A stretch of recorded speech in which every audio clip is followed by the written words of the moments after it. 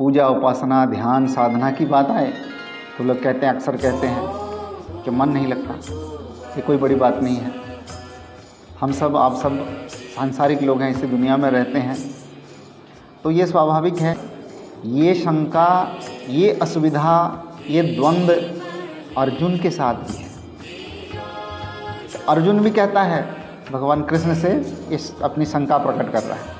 चंचल ही मनः कृष्ण प्रमाथि बलवद दृढ़म तस्याहम निग्रह मन्ये वायोरिव सुदुष्करम।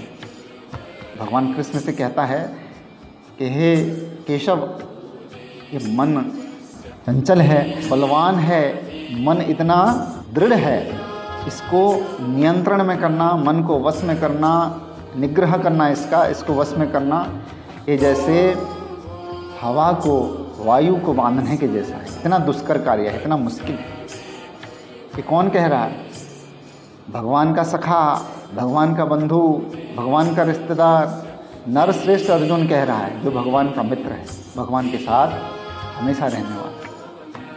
तो हम आप साधारण मनुष्य क्या है, परंतु समाधान को भी सुनना चाहिए, जानना चाहिए कि भगवान का समाधान क्या बता रहे हैं। मान रहे हैं, कह रहे हैं कि हाँ अर्जुन तुम सही कह रहे हो, मन तो चंचल है, मन दृढ़ है, जहाँ चाहे वहाँ खींच लेता है, परंतु असंशय महाबाहो मनो दुर्निग्रहचलम अभ्यासेन तो कौन्तेय वैराग्येण च गृहते। यानी हे अर्जुन, मन चंचल है, मन दृढ़ है, मन खींच लेता है, वो अपनी मनमानी करता है, सही बात है। उसको अभ्यास कर, मन को नियंत्रण करने का अभ्यास कर, मन को काम दे, मन को अच्छे काम में लगा, और वैराग्य न चक्र। वैराग्य आना इतना सरल नहीं है, इतना आसान नहीं है। जब निरंतर हम अभ्यास करते हैं किस चीज़ में, सत्कर्म का अभ्यास करते हैं, सद्बुद्धि का चिंतन करते हैं, सत्कर्म का अभ्यास करते हैं, भगवान के शरण में अपने आप को लगाते हैं, भगवान के निमित्त अपने मन को लगाते हैं, इस काम में अभ्यास करते हैं, अभ्यास में लाते हैं मन को, तब वो नियंत्रण में आना शुरू होता है। यही प्रश्न परम पूज्य गुरुदेव वेद मूर्ति पंडित श्री राम शर्मा आचार्य जी से किसी शिष्य ने पूछा।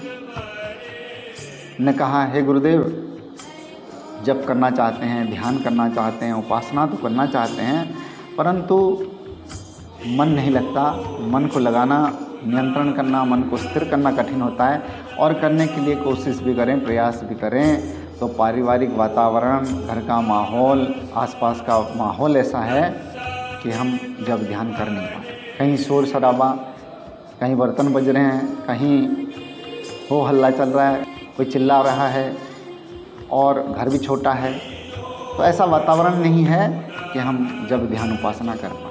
तो परम पूज्य गुरु जी ने बहुत सुंदर उदाहरण से समझाया।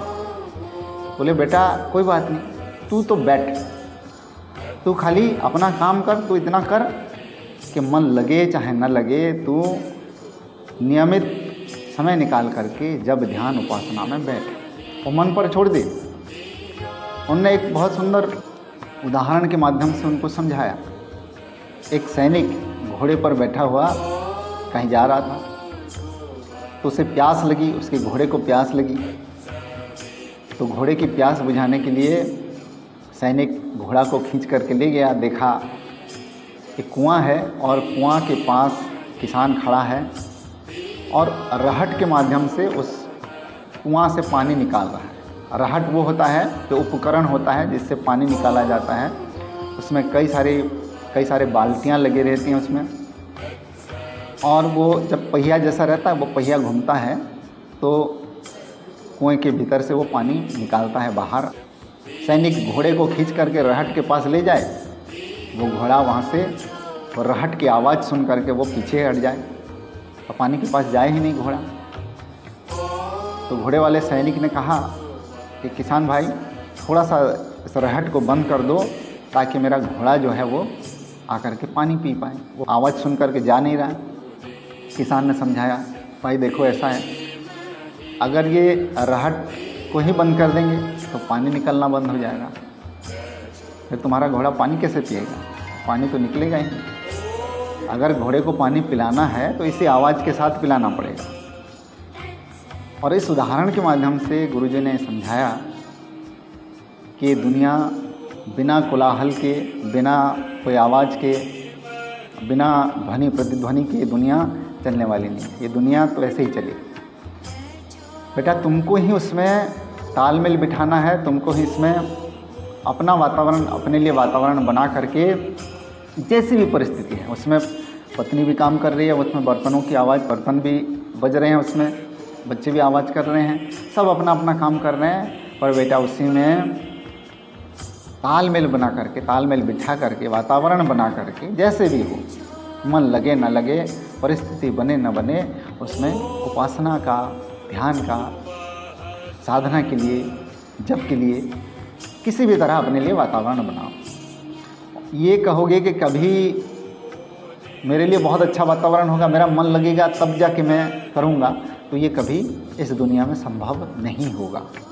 इसलिए तुलसीदास जी कहते हैं कि तुलसी मेरे राम को रीझ भजो या खींच, भौम पड़ा जामे सभी उल्टा सीधा बीज। जैसे किसान खेत में बीज डालता है तो वो एक एक करके नहीं देखता है कि कैसे लगाना, वो मुट्ठी भर अनाज लेता है, मुट्ठी भर धान या गेहूँ अन्न लेता है और मुट्ठी भर फेंक देता है, इधर उधर फेंक देता है। बीज कहीं पर भी पड़ता है, उल्टा पड़ता है, सीधा पड़ता है, जैसे भी पड़ता है वो अंकुरित होता है, उसी से पौधे निकलते हैं। तो कहने का अर्थ है कि हम मन लगे न लगे उपासना में मन लगाएं, भगवान की भक्ति में, भगवान की पूजा में या ध्यान साधना में मन को लगाएं, लगाने के लिए प्रयास करें तो वो लगेगा। जैसे कोई झाड़ू लगा रहे हैं, घर में झाड़ू लगाते हैं, फ़ोन पर बात कर रहे हैं या अन्यमनस्क हैं और झाड़ू लगा रहे हैं, तब भी झाड़ू होता है कि नहीं होता है? झाड़ू तो लगता ही है, सफाई होता है। अन्यमनस्क होकर करेंगे तो थोड़ा बहुत कहीं छूट जाएगा, परंतु अगर मन लगा के करें तो बहुत अच्छे से वो काम होगा। तो काम तो दोनों में ही होगा, इसलिए मन लगे चाहे न लगे, मन को लगाने का, मन को सही दिशा में लगाने का प्रयत्न करते रहना चाहिए, प्रयास करते रहना चाहिए।